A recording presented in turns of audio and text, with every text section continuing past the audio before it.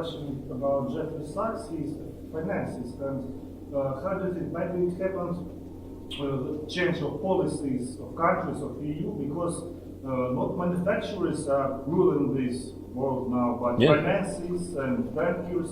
And I read in Schumpeter, he talked about structure of ownership, or about the stock markets, and these stock markets leads to some derivatives and other options, and such persons like Jeffrey Sachs use this structure of ownership with stock, with derivatives, and because of this development of stock markets, such persons now ruling the economy like Jeffrey Sachs, and they don't understand that manufacturing are very important, and they keep thinking like finances, like commerce.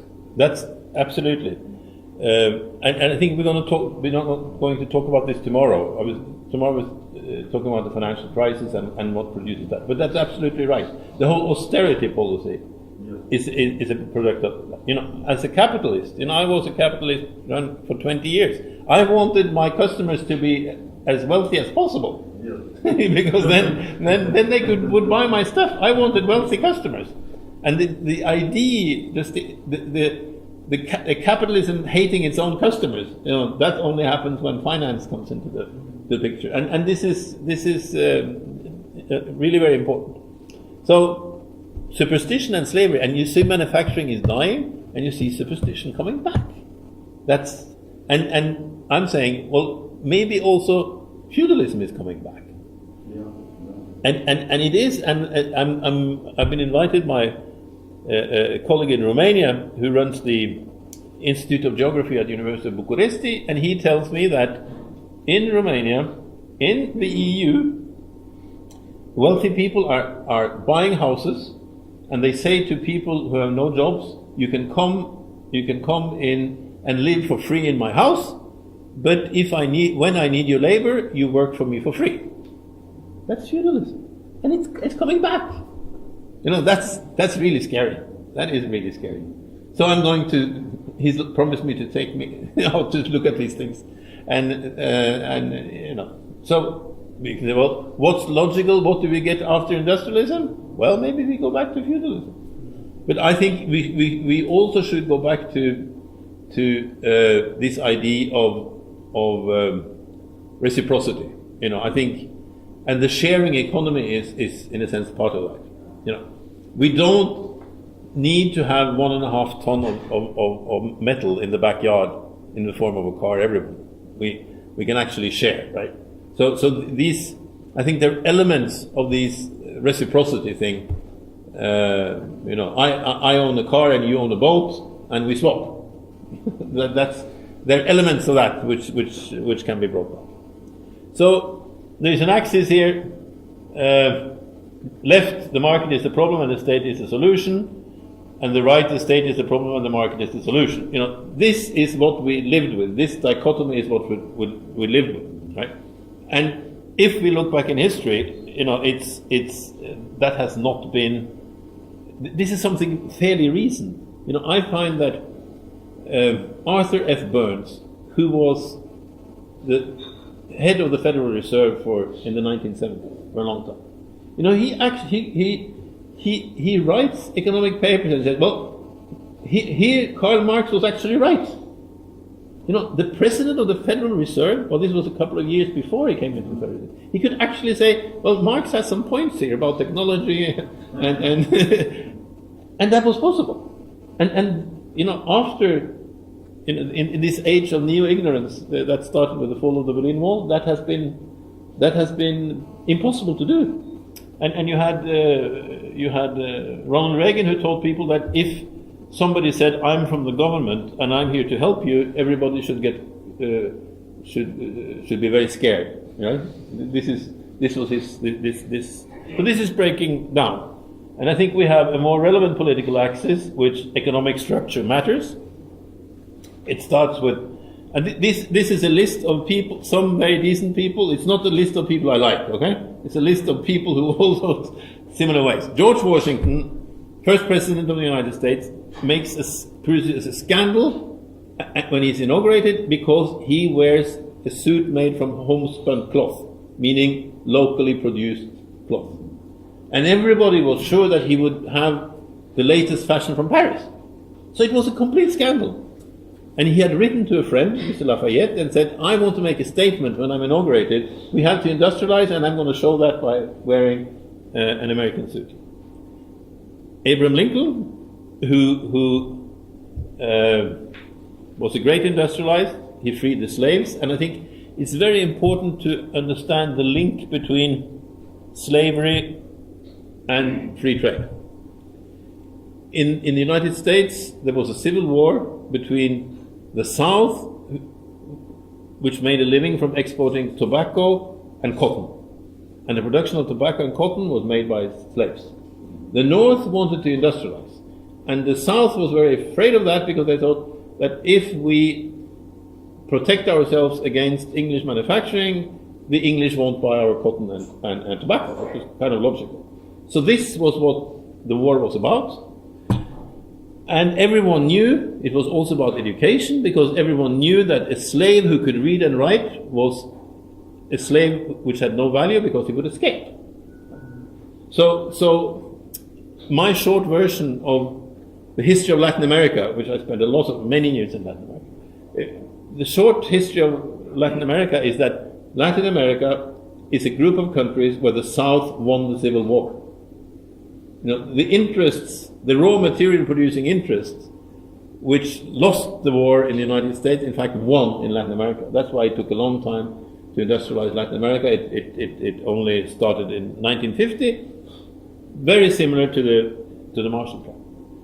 Stalin, of course, was an industry builder, right? Comes from steel, doesn't it? Mussolini also, Hitler. I'm sorry to say, the reason that Germany could have a war against Germany and Japan could have a war against the rest of the world for 5 years and almost win, was of course because they were very strong in industry and the Scandinavian social democracy, and even Mr. Pinochet in Chile, who was far to the right, very nasty person, but he understood the role of manufacturing. So after 1 year of free trade, he changed his mind. He saw that Chile had to produce something, and one of the things he did was to prohibit the export of Chilean wine in bulk. In bulk is like in tanks and things like that. So he made it mandatory for Chilean wine to be exported in bottles. Because if you export in bottles, you have the production of bottle, the core, the cork, the labor, etc. The price is the export value goes up by a factor of 3 or something like that. This was completely against the rules of the WTO, but Pinochet still did it, right? So I tried to, the Chilean gentleman who was here, I tried to. Yes. I tried to explain him that from a point of view of people being to the right, Pinochet was a good guy for production, and he was a bit confused. So the opposite of neoliberalism is, in a sense, Pinochet and Mussolini and Hitler.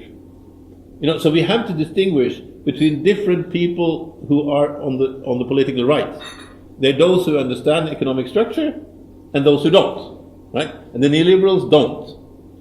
Therefore, in spite of these people being awful people, they had the right policy. And so I think we shouldn't only distinguish between good people and bad people. We should distinguish between good policy and bad policy.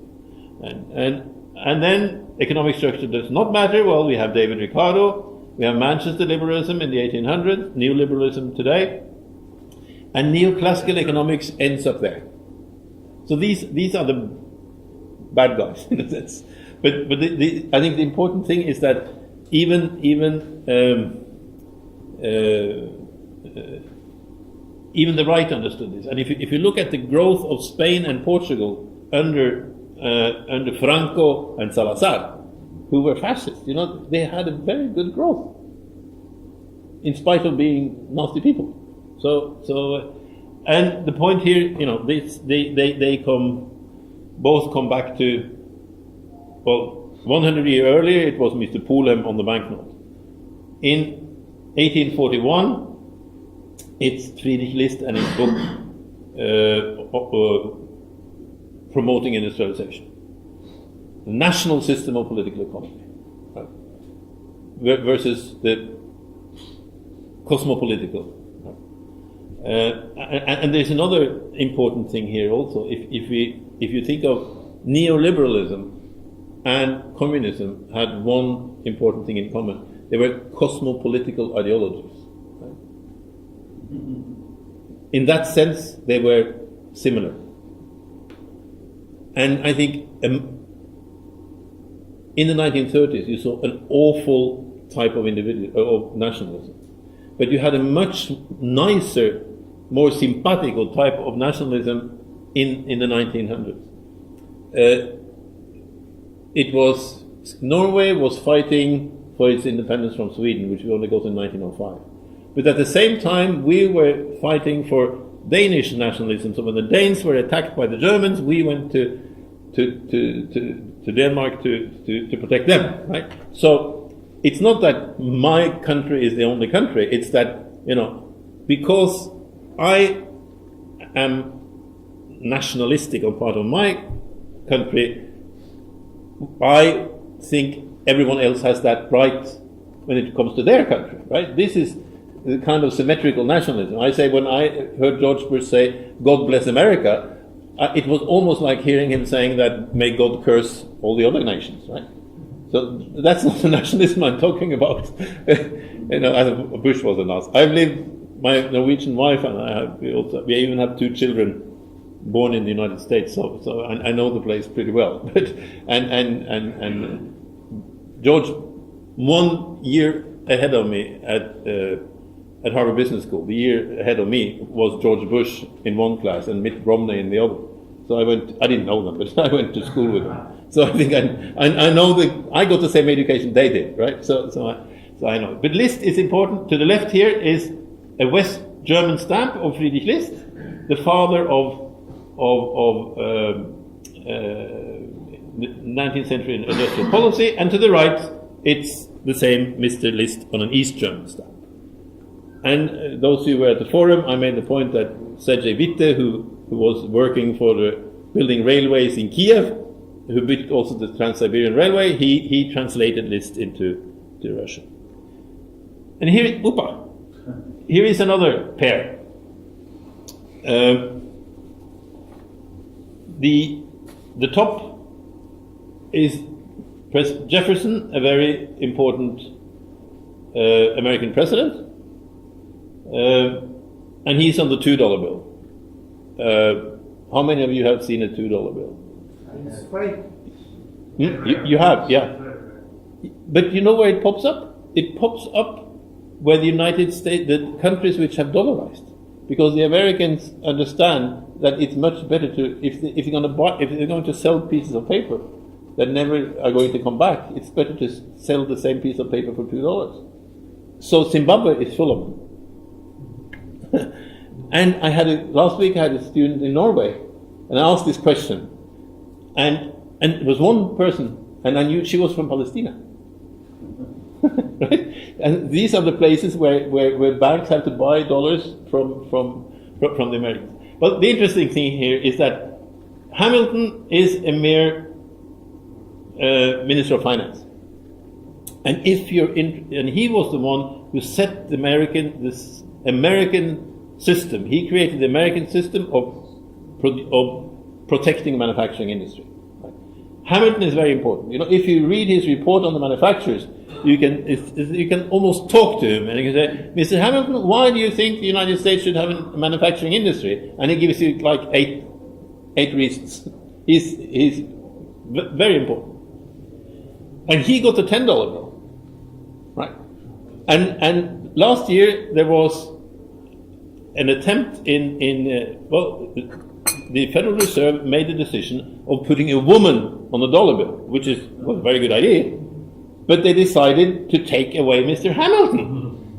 And there was a public outcry. I even wrote an article in Norwegian saying, this is awful. They're taking up like with the Swedish guy, they're taking the important people off the banknotes.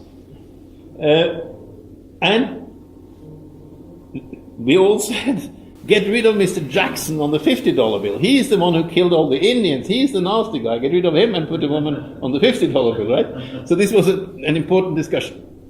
But Jefferson was the one who said, the government that governs the best is the government that governs the least.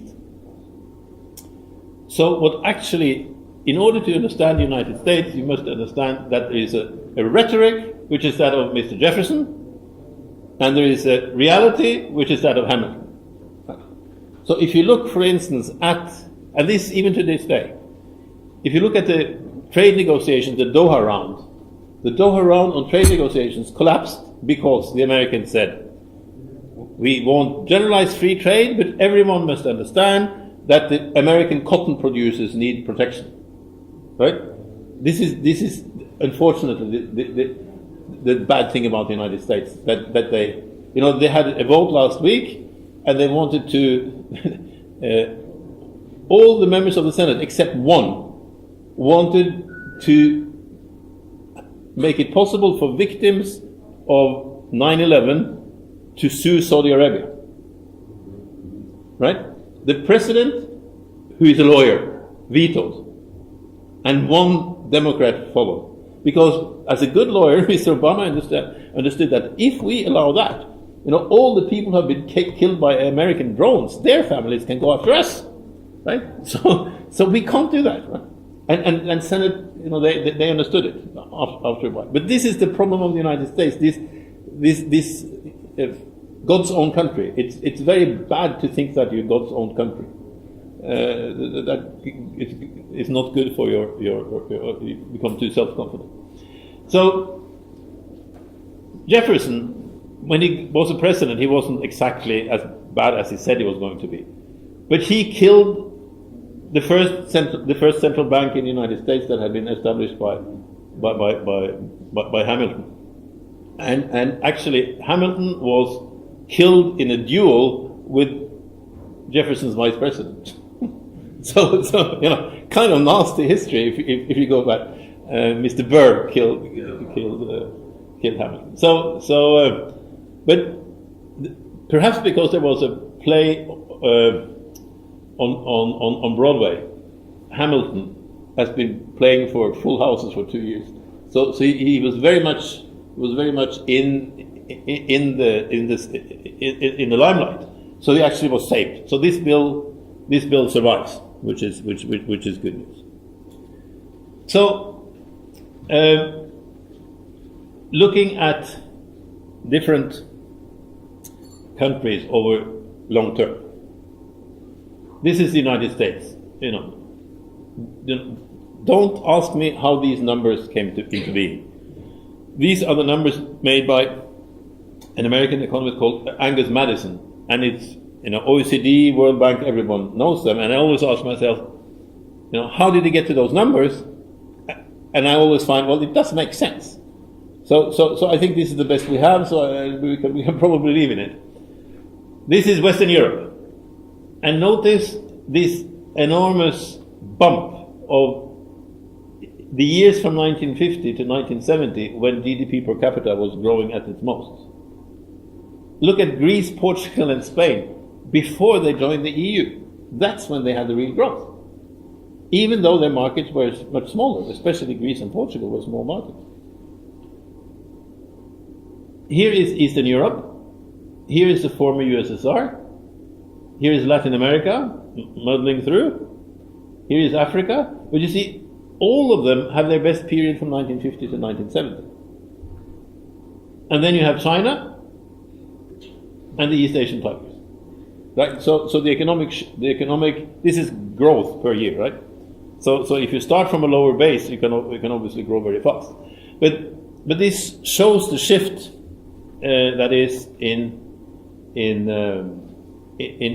world power, and part of this is technology. Part of this is what Carlota Perez Venezuelan researcher calls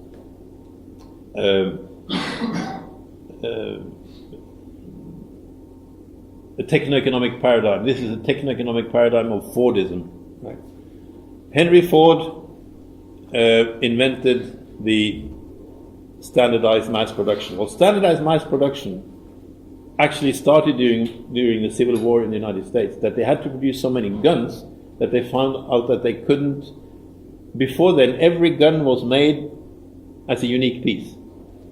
But because of the demand of the Civil War, they started mass production, so that they made the gun barrels all alike, they made the locker mechanism all alike, everything was made standardized so they could be put together in the end.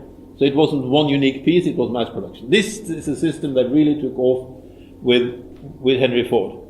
And Henry Ford, in 1914, he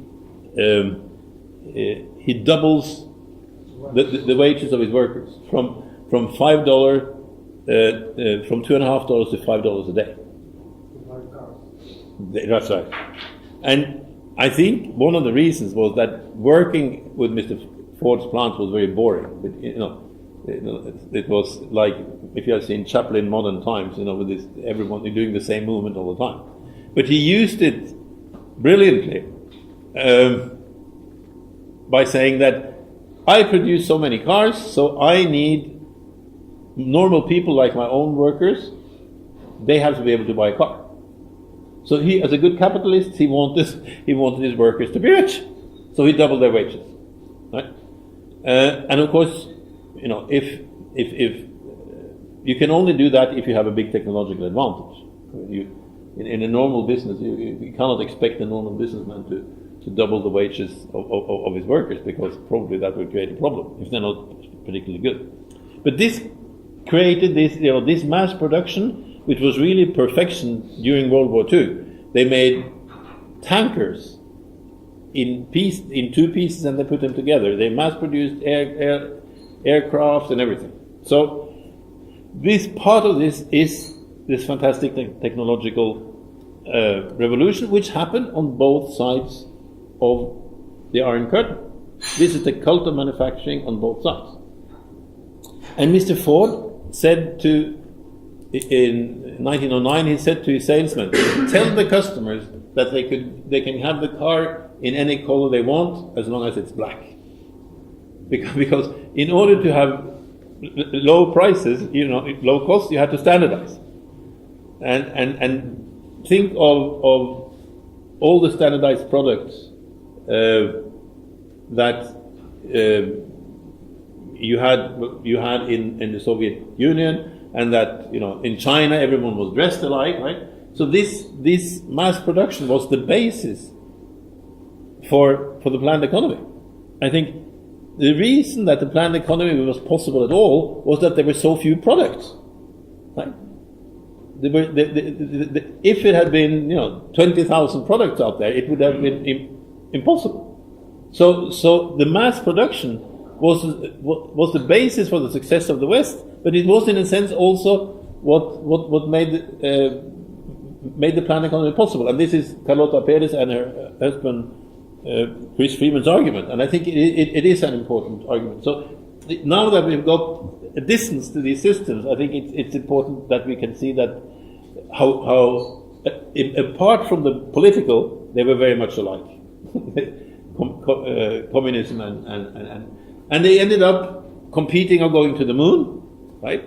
And Russia won. I remember the Sputnik movement, right? And when the Sputnik went around the globe, and I also remember that the Americans sent a man into space, but he was sent into space up and down, but nobody told us that. We were led to believe in the West that this American had circled the world. So we were, circled the globe. We were victims of propaganda too, huh? But it not as bad as here. But still, the propaganda was there.